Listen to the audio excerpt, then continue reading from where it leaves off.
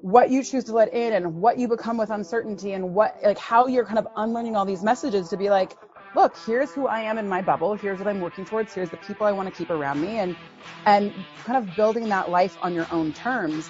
And so as I've been kind of playing with that and exploring it, a lot of it really comes down to, cultivating curiosity and possibilities and getting really uncomfortable with things that feel uncomfortable and letting go of that sense of security or safety that just doesn't exist.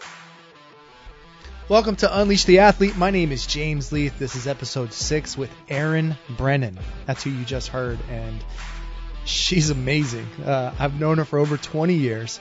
Her website says that she is an idea scientist, a gypsy soul, a brand strategist. And she's one of my most favorite people on the planet. She is an incredible woman who has been around the world, who has spent months at a time in countries where she didn't speak the language. She has a fantastic podcast that has just been redone called Women on a Mission, where she just... I tell you, it's one of my favorite things to listen to because she doesn't let people get away with the shallow answers. That's not where she lives. She lives in the deep recess of the soul. She really just wants to know not how you're doing, but like just deeper than that is where are you in this world? Where's your head? Where's your heart? I just love her. She's so fantastic. So please welcome Erin Brennan. Erin Brennan, you are one of my most favorite people in the entire universe. And I just am so excited to see your face, hear your laugh. How are you? I'm doing good. And, you are one of my favorite people and one of my oldest friends. 26 years now, almost. It's just a cool 30. We'll just go a cool 30. We met at a church function in Fresno, California, Woodward Park, on a volleyball. Playing volleyball. I don't know why I remember that. I don't remember what I ate for breakfast yesterday, but I remember that you are a unique individual and you've traveled all over the world, and this is a very special week for you, right? You want to tell me about this week? Yeah, I mean, this week. every week is a special week. Beautiful. Yeah, well, I mean, I think it's so interesting, especially to have conversations with people that you've known for over half your life, because we go through so many phases, and I have had mine, you have had yours, and to be able to bear witness to that and look back and watch someone's growth pattern. A lot of times I feel like we meet people either when they're not in a great spot or when they are in a great spot, and we don't necessarily have the same appreciation for the journey it took to get there. So that is a very, very lovely and unique gift you give me. So thank you. Yeah. Well, this week you've decided to focus specifically on you. Yeah. So I was really burnt out. I work as a creative consultant, so I'm always kind of like working on other people's brands. So, whether you're a mother taking care of kids, or you're a coach taking care of kids, or you're a consultant taking care of clients, just the constant output of energy, I was exhausted. Right. And I was frustrated at things I shouldn't have been frustrated at, and just kind of had to give myself, the big girl pep talk of, what is going on here? And the thing that I realized that I wanted was space, time and space, which, considering that we're in the middle of a quarantine, everyone's like, let's do social things. I'm like, no, I need time and space to create and to get really clear on what I wanted. And so I have 2 weeks with no clients, and I hired some consultants to support me on some of the things I want to be creating in the world. So kind of updating my website, relaunching my podcast, and just getting really clear on what's important to me. And I think that we forget to step back and do that and go, we got so far down a road, it's easy to just keep going down that road, but to stop and say, like, is this the road I want to be on? Like, is this the life I want to create for myself? So it's been very inspiring and very exciting. And I wake up and just go, I wonder what I'm going to do today. And when you wake up, you get to hang out with James. I do. Your beautiful dog, who has gone all over the world with you, and you guys have done a lot of traveling. 11 countries she's been to. Oh my goodness. 11 countries. Which one was her favorite? Well, she told me that she really loved Colombia. Okay. And she also really loved Croatia. She got to swim in the ocean in Croatia. But it's interesting because I think, you're someone who's taught me a lot about routine and ritual. And I'm always in such awe of how good you are at actually doing it. You give me too much credit, but thank you. I do something 2 days in a row and I'm proud of myself. I'm like, oh, I win. But you've taught me so much about routine and ritual. And so for me, the morning routine of walking the dog, having that space and is really important. And I know that they say, highly successful people wake up early in the morning and they don't check their phone. Well, first thing I do is check my phone and I sleep in. Yes. And I go, no urgent fires. Awesome. And then I go spend the next 2.5 hours. Yeah. No, people get so locked in on what other people are doing. It's like, what works for you? I don't set an alarm clock, and I wake up about 6:30, 7 o'clock, and I have coffee and I read and I hang out and make sure that my calendar, nothing is coming up right away. And I'll sneak a look at my email because I have responsibilities. And if a fire needs to be put out and it's 7:45 in the morning, I got to put it out. And you and I both have clients all over the world. And just because it's 7 o'clock in my house doesn't mean that it's not 5:30 in the afternoon and the house is burning down on the other side of the world. And you got to figure out how to fix this right away. And so, you talk to me about routines, but I like your routines in that you don't schedule a call before 11 o'clock in the morning? 10 or 11. Yeah. I got that from you. I don't allow my calendar to be scheduled before 10:30 because the morning is mine. And if I want to sleep in, I'm going to sleep in. Or just even I think that, there's a million people who talk about it, but the idea of you need your oxygen mask first. I am not my best self when I am overextended or when I don't have time to do what I need to do. And I think it's just, many, many times I overcommit and I do things early and then I go, I wonder why everything went wrong today. Oh, that's right. Lesson learned for the 100th time. Mm-hmm. You should remember that one. Don't want to make that mistake again. Yeah. Yeah. I actually had a client tell me once, they were like, hey, is there any way you can talk on Wednesday? And I was like, I really can't. I'm booked. And they're like, it's really important. And I was like, okay. I got 45 minutes between two calls. And they were like, we'll wait till Friday. Because they're like, they know that they weren't going to have my same patients or my same, it's like. Because you're in between stuff. You get, yeah.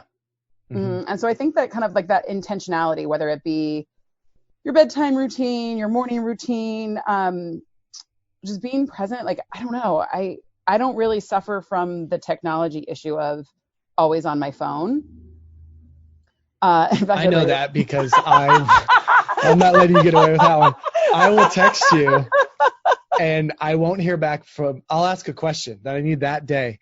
And then you'll be like, yeah, I think that's a good idea. 3 weeks later. Mm-hmm. And I just know, but I will say there was a time when I needed you. I needed you. And I was like, Erin, it's important. Text me back. And you were on a date.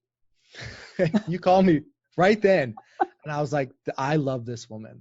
Your priorities are straight, but you're also uniquely you. And it's look, if it's not an emergency, if it's not important, I come first. And I've always appreciated that about you, and that you know when it's appropriate to just be you and guard your time and guard your experience. Thank you. That is a big compliment, and it took a long time to kind of learn that. And honestly, I get a lot of flack from it, and kind of learning how to not care. But I think that it doesn't seem like it bothers you very much. Which, by the way, in case you're wondering, I'm incapable of online dating because Bumble expires in 24 hours, and I'm like, done. Oh, there was a match 2 weeks ago. Okay, never mind. 2 weeks ago? Oh, sucks to be him. But I think it's just so important. It goes back to kind of values. We're trading our life for these things, whether it be work or social media, and getting really clear on what what you value and where you want to spend that time. And so while for me, it is often very annoying if I'm not with someone, because it's like, if I'm having dinner with someone, that text, that phone call doesn't matter. That email doesn't matter. So if you're the person texting me or emailing me, that's not ideal. And I'm sure I could be better about, I need an assistant. Oh my gosh. Yes, that would make life. I would like an assistant just so I can go, hey, here's my social media, and then never have to look at it again. Like just never focus on it. But yeah, I'm with you. But at the same time, it's like, if you can create that space, that like, that's kind of where the magic happens. It's in those real moments where you're talking to people, or, being able to say, hey, this is what's going to be important. It's what I'm going to value right now. Yeah. Well, why did it take you so long to come to that? Or maybe a better question is, how did you come to be okay with just being authentically you? I mean, it looks very easy, but I know it wasn't hard to get to where you're at. So how'd you get there? So I will say, I think that I do have a unique advantage in the sense that even though it has been a journey, and it is, probably a decade in there of like, therapy and getting the shit kicked out of me, and an ayahuasca journey in the jungle, and, a couple of little things. Yep. I do think it comes a little bit more naturally to me. Okay. So if there's people out there who it feels extra hard to them, it might be. And I think that's something that's important. I have a friend who suffers from just really debilitating anxiety, and I personally tend to suffer from shame, not anxiety. But when she talks to me about her anxiety, I'm like, oh, that sounds awful. I've never felt that. Yeah. So I do think it's, when you're listening to people, it's important to understand what kind of comes naturally to them. But with your question of kind of how did I get there and what did that journey look like, I think I came out being okay with it. Especially if you talk to my mother, I was like, Mom, what was I like as a little girl? And I'm waiting for her to like tell me all these great stories. And she's like, oh my goodness, you were so much. She's like, everything, you needed so much attention, you had so many thoughts. She's like, I did whatever I could to stifle your creativity. Mm-hmm. And I was like, now keep in mind, my mother would like, if I wanted homemade cookies, she would teach me how to make homemade cookies. I'd be like, let's go collect the leaves. So it wasn't exactly like I had a tyrant of a mother. I felt very enabled and very supported, but I was like, what? And so I think I kind of came out a little eccentric, and it's interesting because like in all of the adolescence and all the times that you're supposed to be really like insecure or wanting approval, I don't know if it's just that my mom just told me that I was great all the time, so I didn't think I needed approval. Okay, but that could backfire. Yeah, because you could be very entitled, and you're very much not. You call me up and you say, I'm stuck in Croatia for 9 days or something like that, and I have nothing and I can't do anything. I'm just gonna hang out and make the best of it, and I'm half drunk. I'm like, what? That's amazing. Like, you're just like, yeah, this is just what I'm doing. There might have been 2 stints where I ended up sleeping in an airport for 3 days with the dog because I couldn't get on a plane. That is crazy. I've slept in an airport overnight, and it's miserable. I couldn't imagine being in another country with tox. Just like, we should probably eat. It's been 12 hours. Where's the dog food? Like, what did you feed James when you were stuck somewhere? She had a lot of hot dogs. Fantastic. Lips and assholes, right? That's right? I'm like carrying my bags while taking the dog out for a walk while waiting for a plane. But so anyway, I feel like somewhere around my college years, my 20s, it's like all this confidence, all this stuff that I knew, all this like, what's the big deal? Do things your own way. Mm-hmm. To kind of creep a little differently. Okay. And really over the next 10 years, I kind of forgot all those lessons I just kind of naturally learned. And then I had to spend like the next 10 years unlearning everything that I had, like everything the world taught me. Give me an example. Like what's something that the world taught you and you were just like, that's bullshit. Like, no, I got to do something else. So, okay, I'm 18. I'm going to college. I'm at UCSB, and I get there, and I'm like, this, everyone seems to love this college experience. I don't get it. Everyone just wants to party all the time. These are not my people. It's a beautiful campus.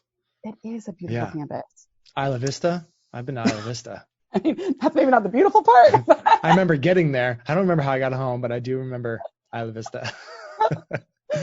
Oh man, yeah, sounds about right. But anyway, so that's like a culture. I didn't really get it. It wasn't my scene, and so I decided that I'm going to get involved. So I decided to play a sport because first of all, I'm not overly athletic. Like I'm not like a natural athlete, and you can't really. But you're super smart, and you pick up things around you, knowing you for so long. Like so, I can see. But I do remember you playing volleyball. Yeah, it's not embarrassing, but no one's put me first draft on their team.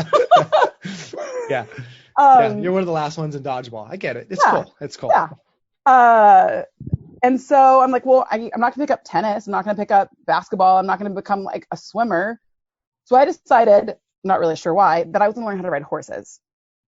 And so they only have a polo team. Long story short, my RA, whatever, I get out there.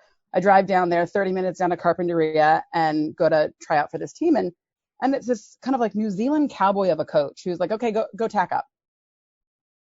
Go tack up. Mm-hmm. Yeah, I have no idea what that is. What's like the saddles and like get your horse ready. And I'm like, yeah, I don't know how to do that. I am going out for a college sport on horses and telling my coach, I don't know how to ride a horse. Was there a tryout process? Yeah, so it's kind of like it's not exactly like everyone's like beating down the door to play on the team. Most people didn't even know we had one, and the people that did were not interested in it. So it wasn't like this highly, highly competitive thing. But so I get out there and he's like, okay, have someone tack up my horse. I'm in tennis shoes. I have no idea what I'm doing. And he's like this New Zealand cowboy. So his way of teaching you how to play this sport is just scrimmage. Okay. That's it. So all you hear is foul on Brennan, foul on Brennan, foul on Brennan. I'm like, what did I do? He's like, you'll figure it out. So the day's like coming to an end. As you can imagine, it's going swimmingly. Everyone's super glad I'm trying out. And these people like breed horses. They're born on horses. They're right. Their whole life. Like it's not something you join at college. It's not something you start in high school. No. It's something you basically like you wake up or you're born, you start walking, they put you on a horse. Yeah, pretty much. Yeah, that's what I'm playing with. And so my mom's family rode. They did all like state championships and all that stuff, her and all her sisters. So they didn't put any of us in horses because it's expensive and time consuming. And they were like, super expensive. Yeah. Why would we do that to ourselves? Absolutely not. So I know 3 things about a horse. Do not kick it in the flank. What's the flank? Like the hip joint. It's like in the back where like it kind of looks like a little cowlick. And if you kick them there, they will buck you off immediately. Okay.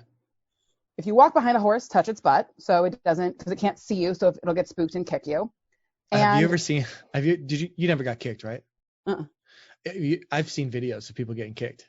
It's like when people are like, oh, you know what? If a wave hit me, I'd be able to withstand it. It's like, it's going to knock on your ass. I've seen people get kicked by horses like 10 feet, 15 feet away, grown men. It's just like, no. How many bones did they break in the no. All of them.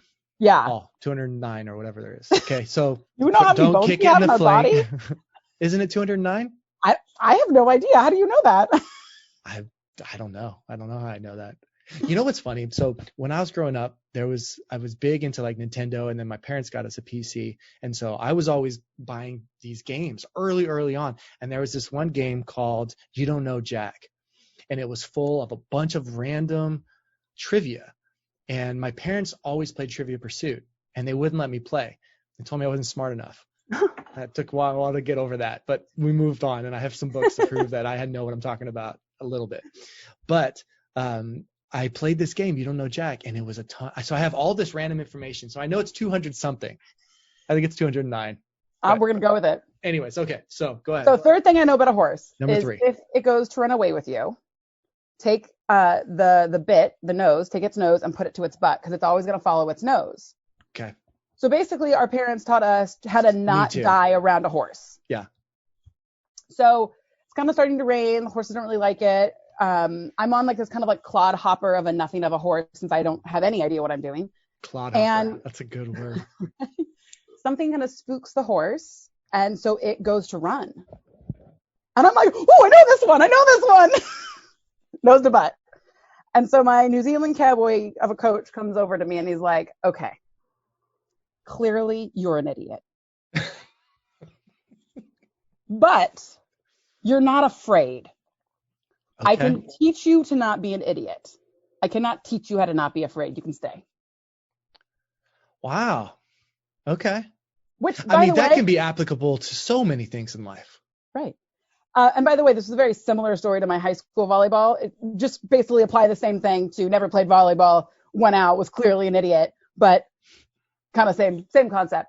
And so for the next 2 years, I drove every single day out to the polo fields, gripping the steering wheel, listening to Eminem, the 8th Mile one, going, it is okay to feel stupid today. It is okay to feel stupid today. And I was like, I love this experience. I love what I'm doing. I'm growing. I'm changing. I was like, and I suck at this. And that is so okay. I love that. And I would psych myself out every day. And so like, I feel like those are the types of stuff that like, you don't necessarily get praised for in the same way when you're an adult. Right. People are so afraid to be embarrassed. Like I can't do anything that's going to make me look stupid because then I'm going to feel stupid. And it's like, wait a minute, that's part of the learning process. I've talked to a lot of people who have picked up piano at 40 or decided to go get their motorcycle license or the guitar or learn how to sing or just, and if you as an adult can be okay with feeling stupid about something, like you're going to be a more well-rounded adult. How many countries have you been to you knew nothing about? Oh, like when I guess all of them when I went there. Right. But you're going to figure it out. Like if I'm going to travel, I'm calling you. Here's the closest wine store to the airport. Yes. I remember you called me one day. I was like, what are you doing? You're like, looking for wine. I'm like, where are you? You're like, I'm in an airport.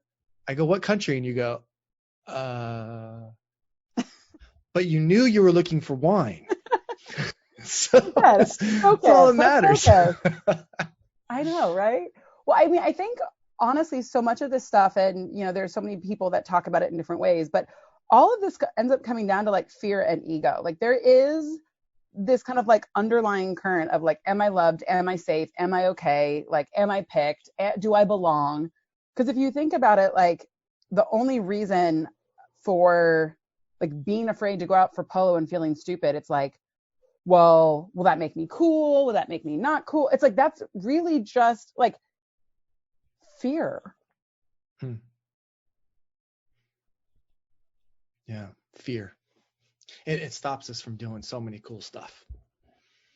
Yeah. I think it's important to remember that fear can be a motivator, and it can be it can just stop you from becoming better. I think that's something that I've learned from you over the years, is that if you're afraid of something, you should probably go right towards it and find out why you're afraid, what it is that you're being afraid of. Well, I think that's kind of the big piece of it. You know, there's all these quotes like, be afraid and do it anyway. And, you know, all these great motivational things. And I think in a lot of contexts, they have so much validity, but it's really kind of that root underlying cause. Like, why are you afraid of that? And I think somehow on a subconscious level, I was just kind of, I didn't know. This was before I learned all that stuff. I was just kind of naturally telling myself like, hey, this feels really uncomfortable and you feel stupid, and that is okay. You're allowed to feel stupid and show up anyway. So it wasn't ignoring it or pretending it wasn't there or being brave despite it. It was like, hey, you have every reason to feel stupid. That's cool. So proud of you for showing up anyway. Do it again tomorrow. Feel stupid and show up anyway. That should be on a t-shirt. Hashtag Erin Brennan. Women on a mission. I love it. Guy in the roots, getting on, being like, don't worry about it, guys. Oh, that's good. Well, with your podcast is one of my favorite ones. And it was designed really for women, but I loved it because it was this very honest, very raw conversations. What was the motivation for having that podcast? Yeah, that is a good question. And I think this goes into, some of the stuff that we've been talking about as far as checking in and being honest and knowing kind of what's going on. So I was at a place where I was really grateful. I just looked around and realized that I had this was after the 10-year journey of life falling apart, can't pay my bills, sick and in the hospital, don't know what's going on, big bad breakup. Oh my gosh, who am I? What am I doing? Am I enough? Am I too much? Luckily, lots of great books and resources and therapy and all this stuff. And I looked around and realized that the only reason I was standing on 2 feet, the only reason I got through those dark nights of the soul was the amazing women who were older and mentoring me around me, showing me, teaching me, helping me, holding space for who they knew I was or who I was becoming. So it kind of started as homage, a blog. Someone said this should be a podcast. And, a lot of people like to learn things, get a strategy, do it right, spends 2 years doing all the research, making sure you've got the right microphone. I was just well, let's just fucking do it. See what happens. And so there was a lot of great feedback. There was so much. I learned a lot. And then when I went to go travel, I thought, oh, this is what I'm going to do. Here's my plan. I went from organically just going with it to being here is the vision, here is the plan. And I was going to interview a different woman in every country, and then this, and then that. It was going to be this whole global movement. Really excited about my super awesome plan. That was 3 years ago. Mm-hmm. Not one episode has been published since then. And I think for 2 years, I was saying oh, I'm restarting the podcast. Oh, next month I'm restarting the podcast. I even posted several times on social, podcast is coming back. Oh yeah. I got a newsletter. I'm oh, Erin Brennan's sending out a newsletter. This is good. And so at a certain point, I had to talk to myself because I give myself clearly a lot of pep talks. And I was Erin Lee, you keep saying that you are going to do this, but you are repeatedly not doing it. It is time to admit this is not important to you. And then, you kind of go back and you're but it is important to me. No, this is how great it's going to be. And I was again, a little schizophrenia, having this dialogue with myself. And I was it's so much work. You're not really inspired. It sounds like a good idea. We have to admit it's not important to you. And at the end of the day, you put your time in what you value. And so I took it off the table. I was nope. Let me stop you right there. I have a question. Yeah. Because I heard something very amazing right there. You had a choice to say to yourself, I am failing because I'm not publishing the podcast, or, hey, this isn't important to you.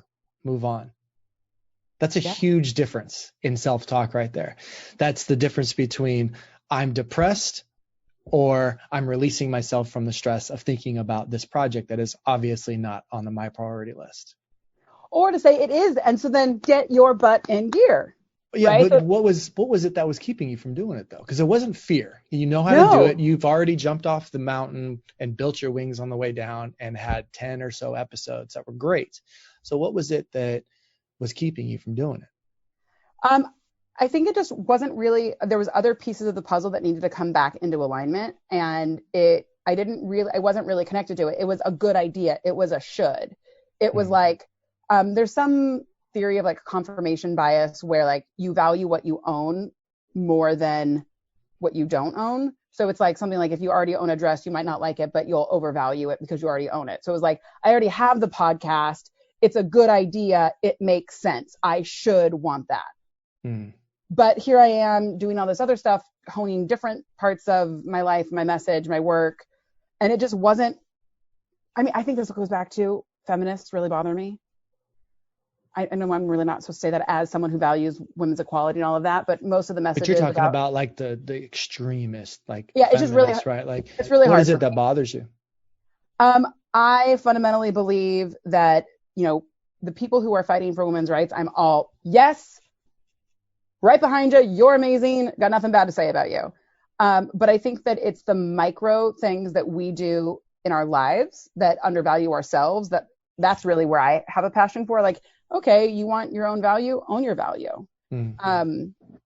You know, it's like, I don't know, there's a personal responsibility piece that I think that, you know, there's amazing people fighting for things on like a political scale, and, you know, things like equal pay and all of that, glass ceilings. I don't want to take away from any of that, but it also means that like we as women have to walk the walk and talk the talk. And so like, it doesn't really matter if you're, you know, deeply afraid to ask for the raise, or if you're deeply afraid to ask your husband to do something, or if you're deeply afraid to, I mean, whatever the thing is, it's like, you got to own that on your own. And so Women on a Mission was really more about women owning their own voice and defining their own path.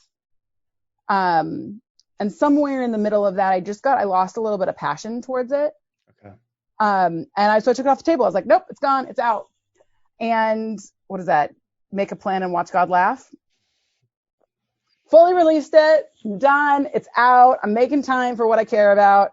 Right. And all of a sudden, it was like all the little pieces fell back together. And it was like, oh, actually, this is in alignment with everything you're wanting to do. And so I am re-recording my first episode this week. Yes. I had like 10 other episodes. I scratched them. I was like, that was then. This is now. And what's the new focus? It's really kind of all the stuff that we've been talking about, kind of looking at this and going like, I think that fundamentally the problem that most of us have is our relationship to uncertainty. And so whether a lot of uncertainty right now. Yeah. Mm-hmm. And you watch people freak out. And so there's a lot of things that, I mean, granted, I have spent the last 3 years traveling without a home. I didn't even know what country I was going to be in next, let alone, you know, anything else. And, you know, I was sick for a while, so there's a lot of uncertainty there. And I just kind of, I'm not any better at it than anyone else. I just have more practice than everyone else. And so people would ask me like, oh, what are you going to do about this? Or where are you going to live? Or what about this? Or what? I have no idea. Can't wait to find out. Mm-hmm. And I watch and that bothers people. They would get so uncomfortable. Right.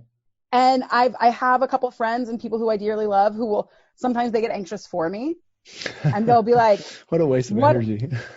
Well, so for them, so my dog was recently diagnosed with cancer. Mm-hmm. Not great. Wasn't excited about it. Wasn't sure what the issue was. And I was like, okay, we got to do a biopsy. Biopsy got back. It's cancer, but it's inconclusive. We need to do this. And, you know, this whole step, I think the whole thing took like 2 months. And that's a really easy rabbit hole to jump down, what ifs and worst case scenarios. And if this happens, if that happens. And so a lot of people were like, are you okay? I was like, I don't know anything yet. I'm waiting. Well, what are you going to do if it's this? All I know is that I'm waiting for a biopsy result. That is the only factual information on this table. Right. No hypotheticals. Just and so facts. Really starting to get comfortable with the unknown. Like we crave so much certainty. We want to give it story or meaning or purpose, or someone will say something to you. And I was at a restaurant and I was with one of my friend's kids and he was being fussy and I was doing whatever with him. And this stranger was like, you need to take better care of that child.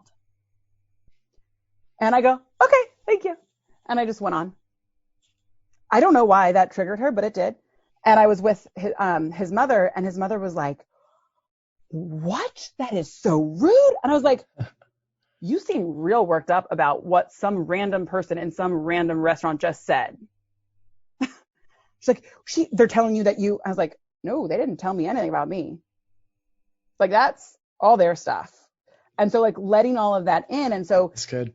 What you choose to let in and what you become with uncertainty and what, like how you're kind of unlearning all these messages to be like, look, here's who I am in my bubble. Here's what I'm working towards. Here's the people I want to keep around me, and kind of building that life on your own terms. And so as I've been kind of playing with that and exploring it, a lot of it really comes down to, you know, cultivating curiosity and possibilities and getting really uncomfortable with things that feel uncomfortable and letting go of that sense of security or safety that just doesn't exist. Yeah. Yeah. Oh, so much good stuff in there. I mean, I was thinking about when I tell somebody I'm going to do something and then they get really nervous for me. And it's like I suck the strength out of them, and I'm like, yeah, that is dangerous, but that is scary. It's going to be 3,000 people in that crowd. I could never do that. I'm like, oh yeah, well I can. Like there's this thing that there's so I have a mentor named John Gordon, and he wrote a book called The Energy Bus, and he talks about these energy vampires, how they suck energy out of you, and you become drained. You need to get rid of them. But recently I started watching a TV show called What We Do in the Shadows, and it's vampires meets The Office. And so these vampires have been around for hundreds of years. They now live in Staten Island, and they're doing a documentary about how they live in Staten Island. And 3 of the vampires are just regular vampires, but one of them is a daywalker. He's the 4th one. His name's Carl Robinson. And he goes around the office sucking energy out of people, and he'll have a conversation, and the person will just be like falling asleep, and then he'll walk away and his eyes are glowing, and he's like, oh, I just fed. And it's like, that's how I feel sometimes when I tell somebody I'm going to do something and they get nervous and scared. I'm just like, it feeds me to want to go out and do it. So I'm like feeding off of the nervousness of other people. And this is a real good time. Like that. It's a real good time for you right now. Oh, I'm so full. Like everybody's just freaking out. That's good. So what's next for you then? Because you are a little bit of a transition right now of trying to a new podcast. Maybe is there anything else coming like in the pipeline? I mean, so it's interesting. I leave a lot of room for signs and energy and kind of being guided down different paths. In travels, you're like, where am I going to go next? I don't know. I kind of feel right here. Or, you get to a city, you don't know where you're going to sleep that night. And you just kind of you're like, for some reason, I think this area, and just kind of start to kind of go with the flow. So I was actually in the process of writing a book. Okay. Picking up where you left off a few years ago? Yeah. Starting over? Picking up the one from a few years ago, ditched the podcast, went for the book. Okay. And was writing and just in that oh, I'm so excited about this project. This is so inspiring. Right. This is so cool. Right. And then one day I was reading it, and it's like a job hazard of being a brand strategist, right? I'm reading it, and I was like, oh, this is bad. Oh, you're like, I wrote this shit? Gosh dang it. It's like blog good, but it's not like book good. Right. Like in stone for everybody sitting on the shelf. Like if I want to write a little blog, that's a cute little story. Right. And so I was like, okay. So, and that's kind of actually how the whole podcast came back around. So I was like trying to look through and kind of architect these messages. And I think this actually might have been you who said this. Recently, one of my friends said to me oh, I know not to write in Sharpie what you say you're going to do. And that was definitely me. Yeah, I think it was. But I have a pencil with your name on it. Like, Erin's going to be there. Let me get my pencil. Buy 2 erasers. And some people can feel like that's flaky. And if I want to cancel dinner plans, I do. I'm like, I'm not feeling it. I have very, very little sense of obligation. I called a client once and was like, hey, I got your work done and it's due on Friday, but objectively, it's not that good. Can I have another week? And they were like, yeah, if you don't think it's your best work, take as much time as you want. Right. And so I think that sometimes it's a great strategy to get an extra week though. I don't think it's the best. Can I have another week? They're like, yes. Thanks, teacher. But it's one of those things I think we get so stuck in, but I said I would. And so again, there's some things that are non-negotiable. You can't cancel them. There's some things that if you do that, it's probably not very, very kind. And then there's other things that I think we just get so stuck in this should. So I asked a friend once, I was like, hey, any chance you could move back our coffee date or whatever? She's like, oh my gosh, yes. Thank you so much. I was trying to. People have other stuff going on too. Right. It's fine. Yeah. Yeah. And so many times I'll be like, hey, do you have any flexibility with that? And so I feel the same way with myself as far as projects. I don't really force much in life, in relationship, in projects, in all of it. And so it's I'm feeling this. I'm going to pick it up. And because at the end of the day, if I want to go big on something, then I can set the time, make the deadlines, give myself the commitments. But there's nothing wrong, in my opinion, with like picking up this or picking up that. And so my brother is actually visiting me right now and is looking for some inspiration. And so he's going to try this podcasting thing. And so I sent him your podcast and he was like, dude, this guy's amazing. Who is this person? I'm like, You're just like, he's been around. I think I've met him once.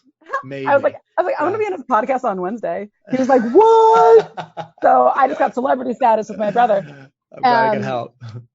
And he was going to, we talked about it. He's like, okay, I'm super stoked. I'm going to go do it. And then he went into his car to try and record an episode, and he came back and he's like, I just think that I need to do it right. I need to go to a recording studio, and I need to do this. And I looked at him and I said, go get your butt back in that car and do not leave until you have your first episode. Mm-hmm. I was like, And so then he did. And by the process of doing it, he learned, whoa, I didn't know it was going to be like that. I can do it like this. Mm-hmm. And so I think a lot of times just the act of starting and doing and so many, and being okay, being like, what? I didn't like doing it. I'm going to stop. Mm-hmm. Okay. So we get so scared of letting go of something. Like we have all this sunk cost, the sunk cost fallacy. It's like, no, just done. You're done. Move on. Yeah. Kids do it all the time. It's okay. Stop wasting energy. That's why I think understanding, just to kind of circle back, what we were talking about, when you text, when you're like, hey, it's important. I was like, someone that I value needs me right now. Mm-hmm. Pause, stop, sorry. And you're able, when you're clear on what you value and you give yourself the flexibility to be honest of I'm afraid of this. Why am I afraid of this? I'm feeling drawn to this. Why am I feeling drawn to this? This is not jiving. Okay, then let it go. You are able to allow a lot more flow, and you can get more in tune with what you actually know. Yeah, it's okay to be a little selfish, or a lot of selfish. And we live in a culture that people are like, don't, be all about others. It's like, look, I'm all about others, but I also, if my cup's empty, I need to fill it before I can start giving back to others. And you're a master at that, being able to stay filled and stay energetic. Every time I talk to you, you're ready to go. Well, and it's actually my friend who Susanna Scully. Mm-hmm. She taught me this in the most beautiful, beautiful way 10 plus years ago. She was like, it is not anybody's job to make me happy. I mean, I forgot to call her on her birthday one year, and she was like, did you think that it's your job to make my birthday special? She's like, it's my job to make, and it was just, I mean, I feel like birthdays are something that people kind of get a little bitter about, you can call me for my birthday. You know what I mean? Like you're walking around, waiting for everyone to just celebrate you, or even worse, it's like, no, I don't want to do anything for dinner. Why did anyone plan dinner? No, I don't, ask for what you want, fill your own cup, make yourself happy. It is only your responsibility. And we give away so much power when we give that choice to other people's actions instead of taking ownership for ourselves. It's beautiful. I couldn't have said it better myself. You get the Facebook, the 100+ happy birthday. It's like, you didn't know. Facebook told you. Mark Zuckerberg told you it was my birthday, and you just happy birthday. I think there's a button now. All you have to do is press it, and it just says happy birthday on your page. You don't even have to type in the words happy birthday. Don't even. But I'll get a card in the mail a day or two before or after, and I'm like, this is a happy birthday. And it makes me happy, but I was already happy. Right. And that's what you're saying, is that it's internal, right? Right. And whatever it is, it's just a matter of if you're not happy at your job, fix it. If you're not happy on your birthday, fix it. If you're not happy where you live, fix it. And that could be a mental shift. That could be an actual change in your life. Because all this information that we're getting is being filtered through our perception, right? So it's like, oh, nothing's going right. Your brain is looking for the confirmation bias that nothing is going right. And I think that's where so much of these practices like gratitude journals and stuff like that really come into play. Yeah. I personally hate them, but I hear they're awesome. Well, you only hate them because it's something you have to do every day. Exactly. You're just like, I don't want to commit to that. I mean, walking the dog and brushing my teeth are the only two things I can commit to doing every day. Yeah. I mean, you did your hair for this. You look great. This Very is excited. beautiful. But tomorrow you're gonna make up for it and be like, I'm just gonna wear the same thing all day. But Oh my gosh. you live at the beach. I You live in do live Southern at the beach. California, one of the most beautiful places in the world. So total subject change, just 'cause I want to know, is it true that the air there is just like so much more clean that it's ever been? This is what I'm People, reading in the news. people keep telling me this, although honestly, I'm You not don't really notice? sensitive to air. Okay. Um, You've been to some pretty crappy areas in the yeah, but even world. then they don't really bother me. So I Okay. think that maybe I'm, I don't know, not the canary in the coal mine for that one. Yeah. Has traveling Um, changed you at all from before you went on your 3-year just kind of all over the world? well, the first time I traveled, I was like 19 and I worked in Italy, Italy. right? Yeah. Yeah. So I feel like travel definitely changed me, but from a really young like perspective. Um, and I speak multiple languages, so I think also my experience traveling is really interesting. Like I was in Italy and I was watching these two people argue, and they were speaking different languages, and I could understand both of them, and they were actually trying to help each other. Like one guy wanted a chair and he was asking if he could have a chair, but he thought the other guy was saying no, and the other guy was saying take the chair, and then he was throwing the chair back, and it was like a very silly moment. And I realized in that moment that communication and language isn't really about what you say. It's about what someone hears. Mm-hmm. And so I think just even that experience of traveling pre-Skype, pre-iPhones, going into like internet cafes where there'd be a storm in the south of Spain and all of a sudden your whole email's gone. And I might have lived with someone I met in the subway once. I mean, as you do. And so I think that those experiences definitely wire your brain a little bit differently. Right. And open up your perspective, making you more acceptable or accepting of other people and their cultures and their ideas. And you're just like, all right, we disagree. It's okay. It's not the end of the world. There's a whole world out there, but what brought you back to the States to just kind of, was it time? I got sick again. Okay. So I was in Slovenia and I got sick and I needed to come home. Not that it's private. I have a mitochondrial disorder. So like when I get sick, I get real sick. So I came home, except for I couldn't really come home. I got trapped in Eastern Europe. So I remember. I may have accidentally overstayed my Schengen visa, complete accident. Right. But I had to illegally flee Europe with my friend who drove me across the border while I hid my dog. And it's a good thing you got out of there and home, because you'd be stuck. There's no coming home right now. No. So we fled that, got into Croatia, but my issue was I had to fly from a Schengen country with the dog, but I couldn't fly from a Schengen country because I had an expired Schengen visa. So I literally couldn't really go anywhere. It had to be all these rules. So I then make my way from Croatia to, where'd we go next? Something like Serbia, Slovenia. No, we were already anyway, all the Balkans, and eventually get down to Turkey, and Turkey's my last hope. I mean, the amount of hours spent trying to get on a plane was probably in the 50s. Mm-hmm. And, they don't have things like email me. I had to walk 45 minutes to the Turkish office every day and be like, did you get an update? Be back in a few hours. Might have gotten attacked by a rabid dog and had to do rabies protocols in a Turkish hospital. So that was, again, an experience. Your experiences last a few days. I remember the great laptop debacle of 2019. Dude, I think it's you, because my laptop literally broke again this morning. I'm on my roommate's computer. I think it's you. Oh my gosh, it's me. I was like, if I tell him my laptop's not working, he will not believe me. Oh my gosh, that was, yeah. I mean, I think that's what life and travel and all of this brings to the table is, laptop breaks, go to the Apple store, they fix it, come home, it's still broken, take it back, come home, take it back. And I mean, I was averaging 2 and 3 visits at the Apple store every day. They knew me by name. I was like, oh, hey, Dave, is Brent there? Okay, well, okay, fine. Then Travis, call me later. Like, they knew me by name. I had my, the motherboard thing. It was replaced 4 times just to get this thing fixed. And so I was supposed to come visit you in Chicago. We had this whole like big month planned. Mm-hmm. And I was like, well, apparently that's not on the table anymore. Who knew? And it was like, how long are you to be here? How long I was supposed to be gone 3 weeks ago. I have no idea. And I so did have my Erin pencil though, so don't worry about it. But I think that like at one point, one of my friends was like, how are you not screaming at them? I was like, it's not someone who's intentionally hurting me. Right. They're trying to fix it.